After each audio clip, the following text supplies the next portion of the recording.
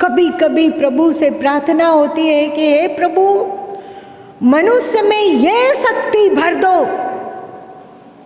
कि वो पहचान सके कि मानवोपयोगी कौन है और मानवता से गिराने वाला कौन सा गुण है। उसे समझने की क्षमता दो प्रभु, वो समझ सके, वो डंके की चोट से कह सके कि कोई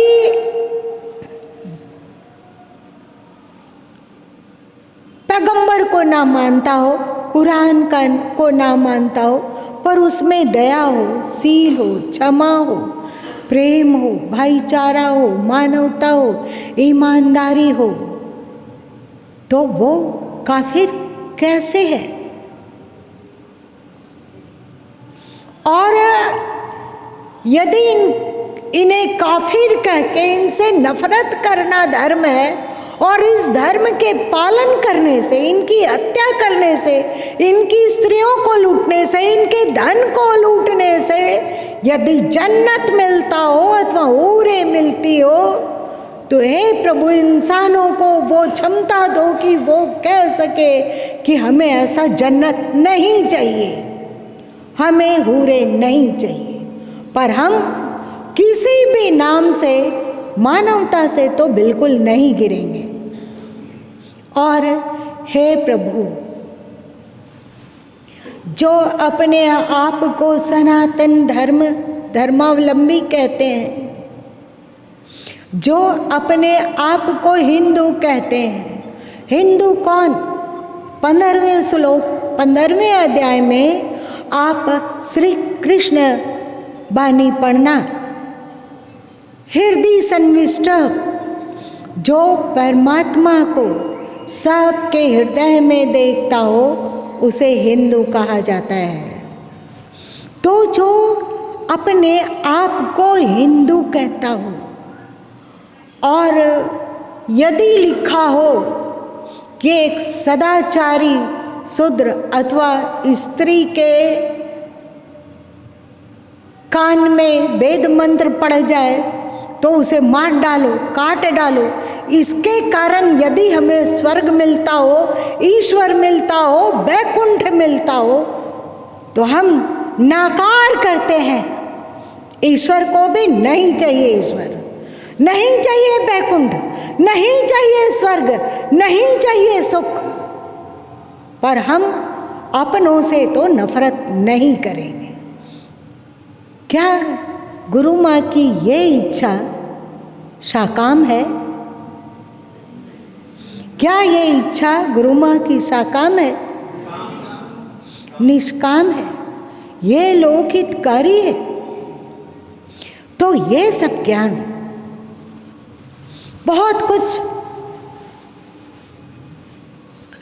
कबीर बानी से मिला, बहुत कुछ गीता से मिला और बहुत कुछ अदृश्य गुरु और गोविंद की कृपा प्रसाद से मिला। वही आप सबों के बीच बांटा जाता है। जिस दिन हम स्वतंत्र हो पाएंगे, हम ईश्वर के भक्त हैं, पर वो ईश्वर यदि अमर्यादित कुछ करने कहता हो तो हम नहीं करेंगे। भले ही वो वैकुंठ दे दे, भले ही वो स्वर्ग दे दे, भले ही वो मोक्ष दे दे, भले ही वो धन के अंबार में बिठा दे, भले ही वो सभी कामनाओं को पूर्ण करे, नहीं मानेंगे। और हमारे पूर्वजों में से किसी ने ऐसा किया है? याद करो अनसुईया को। जब ब्रह्मा, विष्णु और शंकर उनके पास भिक्षाटन के लिए आए और उन्होंने अमर्यादित याचना की, अमर्यादित याचना की। उन्होंने कहा, अर्ध नग्न अवस्था में हम सबों को भोजन कराओगी, तभी हम तुम्हारे यहाँ भिक्षान को ग्रहण करेंगे। वरना हम अतिथिगण यहाँ से भूखे ही लौट जाएंगे। इसके द्वारा तुम्हें पाप की प्राप्ति होगी। अनसुईया ने क्या किया? देवी अनसुईया ने क्या किया? क्या मान लिया ब्रह्मा विष्णु शंकर को? नहीं माना। उन्होंने अपनी तप की शक्ति से तीनों को 6-6 महीने का बच्चा बना दिया। अब रह खेल तू पलने पर, और जैसे तू चाहता है माँ की तरह तुम सबका पालन पोषण करते हैं। और तीनों ही नतमस्तक हुए, तीनों ब्रह्मा विष्णु शंकर तीनों ही अनसुईया के आगे नतमस्तक हुए। तीनों देवियाँ लक्ष्मी, पार्वती मतलब शक्ति और सरस्वती देवी अनसुईया के आगे नतमस्तक हुई। आप उन्हीं की संततियाँ हो, तो आप भेड़ बकरी नहीं हो कि कोई भी हाक दिया जिस ओर आप उस ओर मुंह उठाए चल दिए ना। अरे भाई हिंदू है, अरे भाई गीता भक्त है, अरे भाई सनातनी है, अरे भाई विवेकी गुरु के विवेकी शिष्य है। लोभ और लालच बैकुंठ अथवा स्वर्ग अथवा मोक्ष अथवा परम पद किसी और को देना, हम लालची नहीं है, क्योंकि गीता के द्वारा जान चुके हैं कि काम, क्रोध और लोभ तीनों नरक के द्वार हैं। आप क्या समझे? इधर लालच भी, अमर्यादित बात मनवाने का के बदले वे उसे बैकुंठ और स्वर्ग की लालच दे रहे हैं, और अपने कह दिए हैं कि काम, क्रोध और लालच नरक का द्वार है। तो भला कोई हम लोग बेवकूफ़ हैं कि उनके झांसे में आ जाए? विवेकी गुरु जो मिला है हम लोगों को, नहीं चाहिए लालच तुम किसी और को दे दो। पर हम तो भाई अनसुईया हमारी पूर्वज है, वो इसी धरती की थी, जैसे हम लोग इसी धरती के हैं। वो इसी सनातन धर्मावलंबी थी, जैसे कि हम लोग सनातन धर्मावलंबी हैं। उनके द्वारा चलाया गया अभी भी बहुत सारे वंश परंपरा है। अत्रेय ऋषि, अनसुईया किनकी पत्नी थी?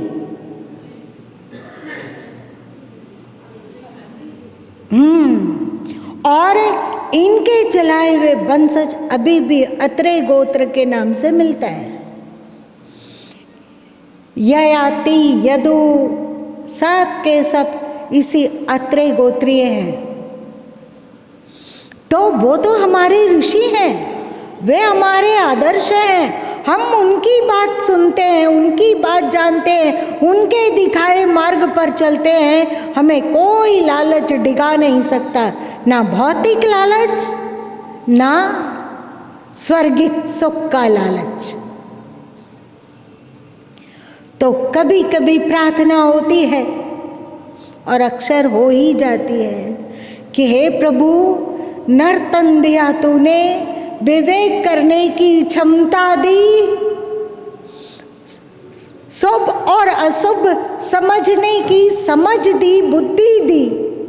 कृपा करो प्रभु, हम सबको और विवेक दो और जानकारी दो कि कोई हमें बरगला ना सके, कोई हमें बरगला ना सके। इसलिए कई बार गुरु माँ बोल चुके हैं, संतों और सद्गुरुओं की सभी वाणी स्वीकार है, पर यदि वे मर्यादा लांघने की बात कहते हो तो हमें अस्वीकार है, क्योंकि जो धर्म की मर्यादा लांघने को उकसाता है वो गुरु हो ही नहीं सकता, निश्चय ही कोई असुर है। जैसे रावण भेष बदलकर संत का रूप धारण करके सीता जी के पास पहुंचा।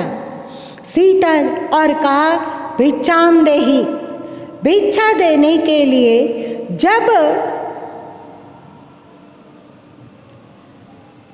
सीता जी अंदर गई और भिक्षा लेकर आई तो संत वेशधारी रावण ने कहा कि ये जो मर्यादा रेखा है इसके अंदर रहकर भिक्षा देने पर मैं स्वीकार नहीं करूँगा। तू इस मर्यादा रेखा लक्ष्मण रेखा को लांघ कर भिक्षा दे, तब मैं भिक्षा स्वीकार करूँगा, वरना आज एक संत आपके द्वार से बिना भिक्षा लिए निराश भूखा लौट जाएगा। सीता जी यदि उस लक्ष्मण रेखा को नहीं लांघती तो क्या होता? सीता जी के जीवन में इतना दर्द आया, इतनी झंझावतें आई, क्या वो आती? तीनों एक साथ रहते, 14 साल हंसते खेलते निकल जाता। लक्ष्मण, श्री राम और माँ जानकी तीनों एक साथ रहते, हंसते खेलते समय बीत जाता, लेकिन लक्ष्मण रेखा को लांघा और क्या हुआ? रावण उसका अपहरण करके ले गया। तो उसी तरह आज बहुत से गुरु हैं, गुरुआ तो गली गली फिरे, भिक्षा हमारी ले हो, लेकिन यदि कोई गुरुआ तुम्हें मर्यादा लांघने के लिए उकसाता हो, यह बात याद रखना, कोई गुरुआ तुम्हें मर्यादा लांघने के लिए उकसाता हो। बहुत सारे को गुरुआ कहते हैं कि देखो गोपिकाएं अपना वस्त्र उतार कर पेड़ पर लटका दी और यमुना में डुबकी लगाकर स्नान कर रही थी। श्री कृष्ण ने सबके वस्त्रों का हरण कर लिया और वे पेड़ की ऊंची चोटी पर खड़े हो गए, बैठ गए, इंतजार करने लगे। और जब गोपिकाएं अपने वस्त्र को देखी तो किनारे में वस्त्र था ही नहीं। बहुत विचलित हुई वे और वो कलप गई कि वस्त्र कौन ले गया। इस स्थिति में वो घर कैसे जाएगी। और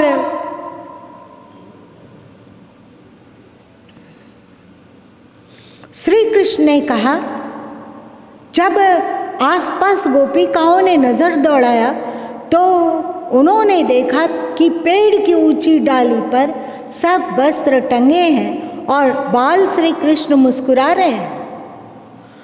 गोपिकाओं ने आह्वान किया कि अपने वस्त्र को दे दो, हमारे वस्त्रों को लौटा दो, नीचे गिरा दो और तुम यहाँ से जाओ, हम लोगों को घर लौटना है, हमें हमारा वस्त्र दो।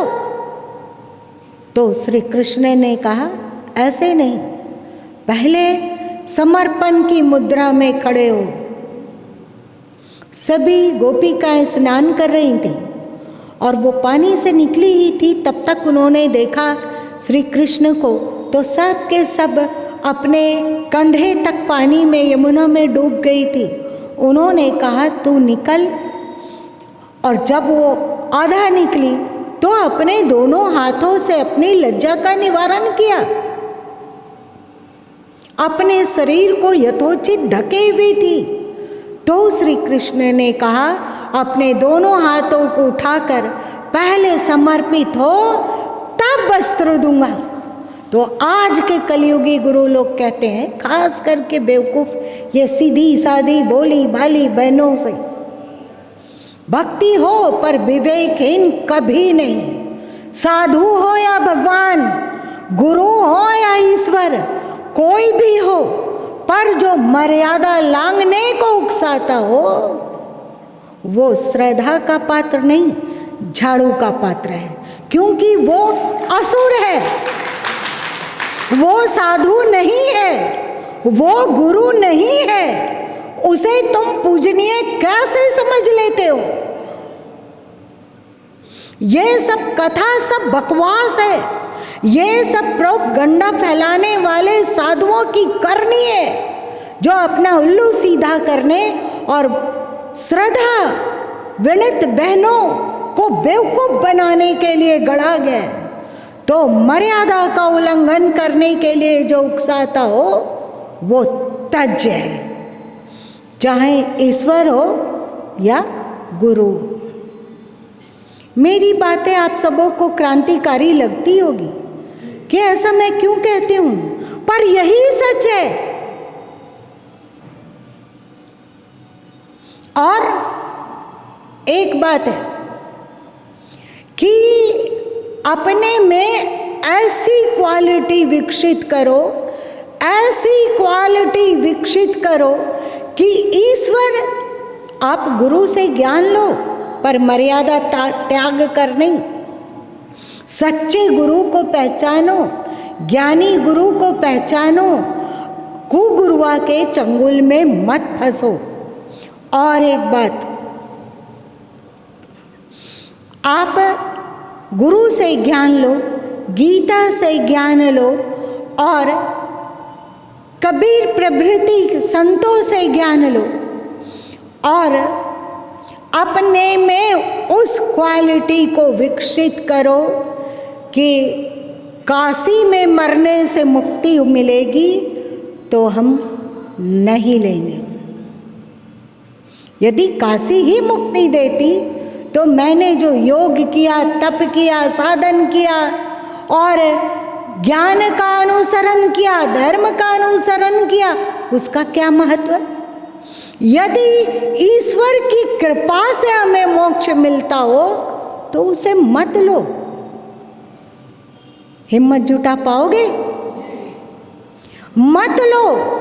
देखो, सदगुरु कबीर साहब की एक साखी है, राम बुलावा भेजिया, दिया कबीरा रोए, जो सुख लो सतसंग में, बैकुंठ ना होए। राम ने बुलावा भेजा, बैकुंठ में आने का आमंत्रण दिया और कबीर रो उठे। जो सुख सत्संग में है, जो सुख सेवा में है, जो सुख ईश्वर का कार्य करने में है, वो बैकुंठ में कहाँ? वो हमें क्या देगा?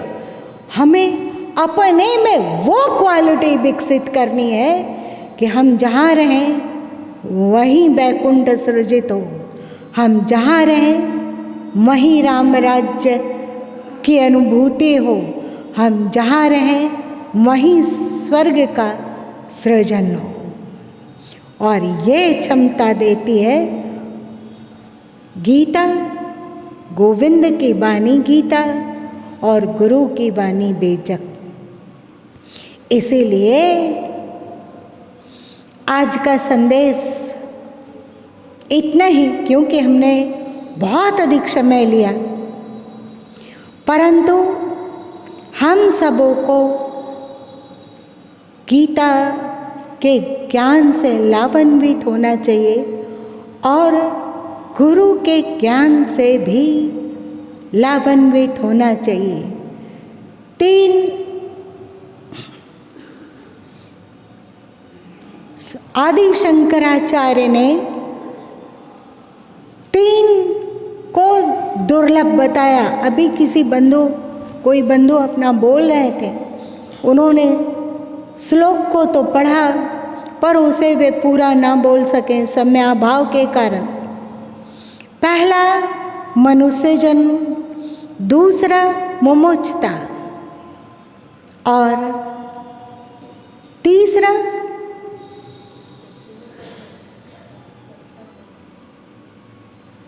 सच्चे सद्गुरु का सानिध्य, ब्रह्मनिष्ठ सच्चे प्रज्ञान चक्षु संतों का सानिध्य। ये तीनों दुर्लभ है।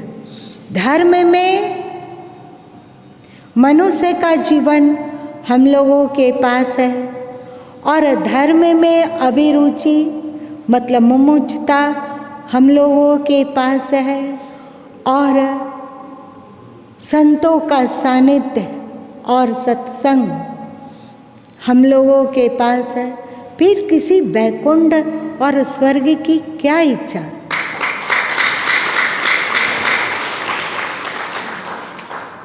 ये तीनों की उपलब्धता में हम क्यों ना अहोभाव से रहें।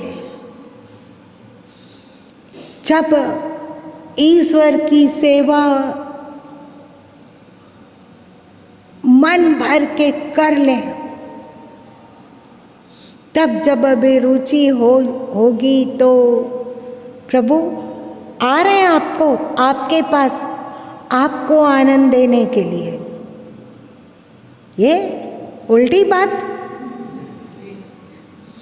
आ रहे हैं प्रभु, आपके बैकुंठ में आ रहे हैं, स्वयं आनंद पाने के लिए नहीं, आपको आनंद देने के लिए। ये सकामता है या निष्कामता?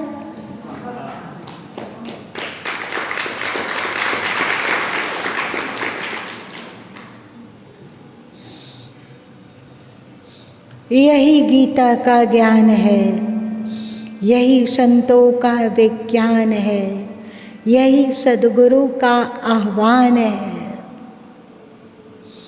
अपने भीतर क्वालिटी को लाओ,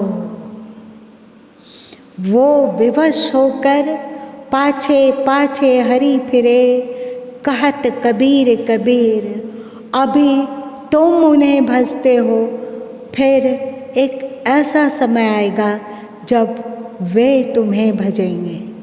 वही हम सबों को चाहिए, ऐसी क्वालिटी जिसे संसार में भी शांति का प्रसार हो, संसार में भी प्रेम का प्रसार हो, संसार में भी प्रसन्नता का प्रसार हो। और जब हम भगवत धाम जाएं तो भगवान में भी विशेष प्रसन्नता और आनंद का उद्रेक हो। इसकी क्षमता ईश्वर ने हम सबों को दे रखी है।